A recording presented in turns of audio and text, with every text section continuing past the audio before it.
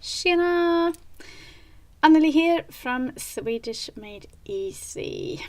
Today I wanted to talk to you a bit more in detail about what prepositions and time expressions actually are.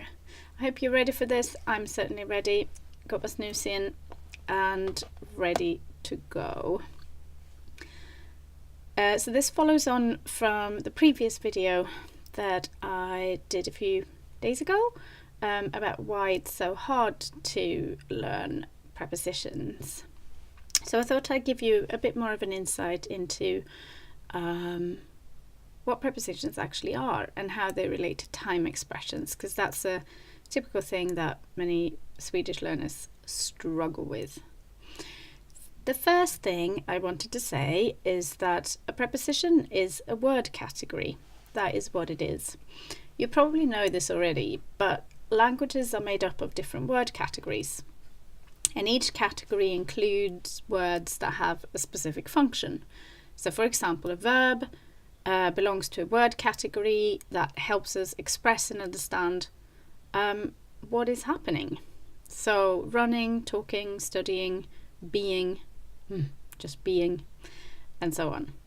Adjectives, that's an example of another word category, and their job is to describe things. So long, or boring, or yellow, or fast, etc. The Swedish language has 9 word categories in total, and one of those categories is prepositions. These prepositions, they can usually be found before or after a noun. They can also pop up after verbs sometimes, or after some adjectives, and they can be part of a phrase or an expression. So that's where you find them pretty much everywhere. But what is their job? What do they do? Well, prepositions show relationships between words or parts of a sentence. That is their prime function in a language. So if you say, for example, the dog is on the sofa, which is in the sofa in Swedish, I soffan, the preposition there, on, or I in Swedish, shows us the relationship between the dog and the sofa. If the dog is lying or sitting or maybe standing on the sofa, on the top of the sofa. So that's what that word communicates to us. I'm just boarding a dog at the moment, so all of my grammar examples this week are about dogs. Let's talk a little bit about time expressions and how they relate to prepositions. Time expressions are phrases or words that we as language teachers and other people working with languages, we call them adverbials. A bit of a fancy word, grammar jargon. But what is an adverbial? Well, it could either be an adverb or it's a combination of a preposition and another word.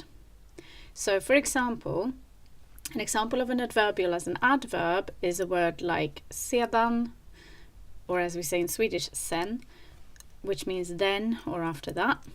An example of a preposition plus another word could be på morgonen, på kvällen, nästa vecka, or something like that. But altogether, all these words are time expressions, or you can say adverbials if you want to sound a bit more fancy. And they are time expressions because they tell you in a sentence when the verb happens, when something happens or happened. The thing with Swedish time expressions is that they can actually affect the word order. So if you start, you might know this already, but if you start a sentence with a time expression, the verb needs to come immediately after that and then the subject. So for example, if you say in the morning I drink coffee, you would say in Swedish, på morgonen dricker jag kaffe. So time expression, verb, subject, and then the rest. Okay, that's it. I hope you feel a little bit clearer about what prepositions and time expressions actually are. You might be wondering how to best learn them. Are there any good methods for learning them, for memorizing them? And if you wonder that, then stay tuned for next video, because the next one that I'll be doing will be talking about precisely that. Okay, until then, tack för idag. Hej då!